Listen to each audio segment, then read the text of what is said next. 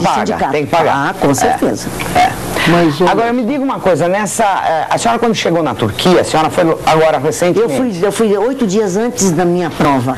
Sei. Porque a primeira semana é semana de equipes. Eu não tinha equipe, mas eu queria me ambientar no local, queria ver as minhas adversárias, que algumas eu já sabia, porque eu tinha pego na internet a relação das inscritas, eu já sabia todas elas, mais ou menos. E a senhora não fala inglês, não fala turco, não fala... E como é que a senhora se comunica com o pessoal? Por mímica. Mímica. E tem grandes amigas. De vez em quando tem alguém que ajuda. Mas tem amigas lá, elas entendem. Bastante. A senhora quando viaja com os seus filhos ou não? Não. Sozinha? Para esses campeonatos eu vou sozinha. Por quê?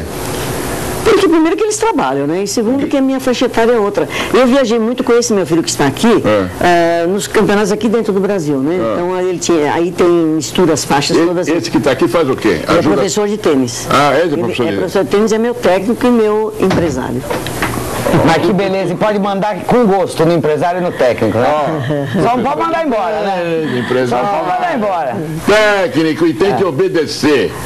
E tem que obedecer tudo, não é isso? Mas é melhor, mais contrabalanceado, mas ele diz que ele que manda em mim. É difícil. Ele que manda na quadra na hora que está me dando o treino. Mas às vezes ele diz, você tem que fazer isso, eu digo, não vou fazer isso, mas eu que mando, aqui na quadra quem manda sou eu. Eu digo, mas quem manda em você sou eu. Mas é difícil, ele está falando lá que é difícil. Como é que você chama? Ele diz que eu sou a pior aluna dele. José Roberto Guilherme. Nós José Roberto. 3 câmeras aqui, e as 3 câmeras estão viradas para cá, e o rapaz que vai falar está virado para lá. Justo. É coisa inacreditável mesmo. Isso, boa. Então, finalmente encontramos aqui o filho da dona Amélia. Como é que você chama? Mais velho. José Roberto. José Roberto é difícil. Ela não obedece. Não, ela obedece até onde ela quer, né? Porque ela tem o estilo dela, ela tem a vontade dela, ela tem um pote na quadra, é uma coisa muito complicada, quer dizer, realmente é uma estrela, quer dizer, eu tenho... realmente é. Tá certo. Qualquer lugar do mundo que ela vai, o pessoal realmente, o público europeu, o mundial reconhece realmente o pote a capacidade dela como jogadora, né? Então, é bem complicado, mas ela treina muito dura, ela é muito exigente, entendeu? Até hoje. Eu não treino para perder. E vocês jogam de vez em quando ou você é muito mais? Porque homem geralmente não, a minha categoria, acima, a minha categoria é outra, né? Eu jogo, a minha categoria até o ano passado era 35 a 39, né? Certo. E eu, quando estava no circuito, eu jogava o mesmo circuito, a gente viajava junto, era muito engraçado, porque o único mãe e filho que participava do circuito, e eu ganhava os torneios da minha categoria e ela ganhava na categoria dela. Beleza, então, que beleza. Era muito charmoso isso, porque a gente tinha inveja, porque o único filho que acompanhava a mãe era eu, e que jogava ainda, que ganhava ainda, né? Que barato, que então, barato. Realmente era show de bola. E eu tenho 2 orgulhos, né? Um por ser filho e por ser filho de uma campeã. Ela é minha ídola. Muito bom, parabéns. Parabéns. Parabéns ao nosso diretor de TV que resolveu encontrar o filho da dona Amélia ali. Porque... Agora, dona Amélia, quando a senhora chegou na Turquia, nós falamos ao telefone outro dia com o Se os Viola. câmeras não ajudam, ele cai lá de cima, sabia? O diretor de TV é assim, se os câmeras não ajudam, ele cai de baixo. Né? Dona Amélia, a gente falou com o Viola no telefone outro dia, ele estava lá na Turquia, eu diria assim que ele estava aterrorizado, porque estava no início da guerra do Iraque e não sei o quê, e agora está tendo esses atentados todos. A senhora sentiu medo na Turquia? Olha, eu não fui com medo não, porque... Bom, quem trabalha de taxista em São Paulo não pode ter medo, né?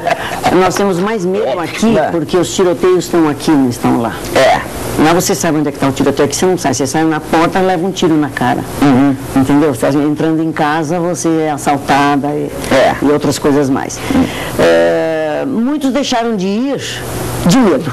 Certo. Muitos colegas nossos, não vou, sei lá, esse pessoal de estranho, cai uma bomba lá tem Iraque, tem isso.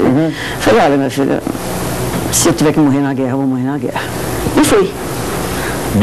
Fomos, né? Uma porção. Foram uma porção. O ano que vem vai ter novamente da idade dele lá. Dos 54 para baixo. Nós aqui foi de 55 acima. E na sua idade? Onde vai ser nos Estados Unidos, onde é na Filadélfia. Mas aí a senhora foi com outras pessoas aqui do Brasil? Nós fomos juntos, no meu voo fomos em 7. no meu voo, não, em 9 no meu voo. Aí saíram 2 do Rio no outro voo, saiu um de Porto Alegre no outro voo. A senhora vai responder uma pergunta depois do intervalo. Vamos fazer um coffee break aqui. Tá bom. Que relação a senhora teve com a Maria Esther Bueno? Não me respondam agora. Eu sei que a senhora teve 2 relações com ela, certo? Muito bom.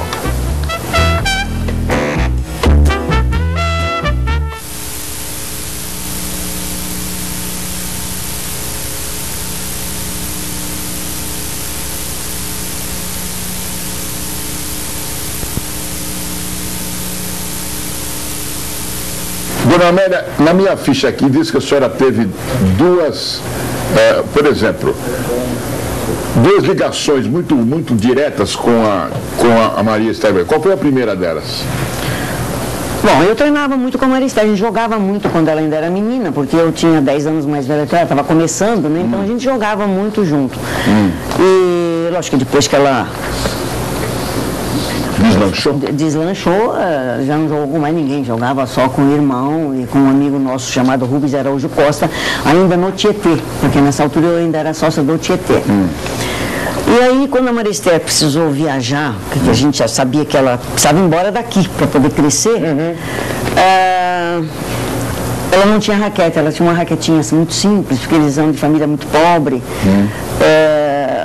Então a gente precisava de 2 raquetes e não tinha quem desse as 2 raquetes. Eu não vou dizer nomes. Sim, para não ficar desagradável. Então, eu e mais esse amigo Rubens Araújo Costa do Tietê, que eram os abnegados por ela, amigos dela, fizemos uma vaquinha para comprar 2 raquetes para ela viajar. A senhora não costurava também a sua? Aí eu costurava para fora, eu já trabalhava de costureira. Costurava para fora? Eu costurava para fora, nessa época eu era costureira. Então, a mãe dela me chamou para dar uma arrumada nas roupinhas que ela tinha, porque ela era menina, né? Ela estava crescendo, encorpando, então eu arrumei um monte de roupinhas dela, eu era profissional, ela me pagava tudo jeitinho, mas eu ia trabalhar na casa dela. Que ela morava em frente ao Tietê. E não tem mais outra coisa? Não, quer dizer que aquelas roupas que ela jogou, lembra, era a senhora que costurou? Eu arrumei para ela. A senhora arrumou? Arrumei, alguma coisa eu fiz para ela, para ir na primeira viagem dela. Que ela foi quando ela foi campeã de dupla. Tem mais uma coincidência. Tem mais uma coincidência, qual é? Uma coisa de técnico, tem o mesmo técnico de uma... Ah, sim, o técnico dela era o mesmo, que hoje ele é falecido, era Henrique Terroni, que dava aula para ela e dava aula para mim. Amável Cinete, eu falei uma coisa aqui, no final do primeiro bloco, que vocês deram risada. Ela deu risada, a Maria Gasolina deu risada. Eu falei que nós íamos entrevistar uma pessoa que sentava na raquete, apesar da idade. Olha só cada uma que a gente tem que ouvir. Mas eu sento na raquete para brincar. Vendo? Então... Minhas adversárias se cansam muito, sei lá, não sei porquê. E na virada dos games, elas temos direito de um minuto, né? E elas, na maioria das vezes, elas param, vão se enxugar, vão beber água e tal. Eu passo, bebo uma água se eu precisar, aí volto, já estou na ponta da quadra, para não esperar de pé, de braço cruzado, eu sento na raquete e descanso lá. Deixa eu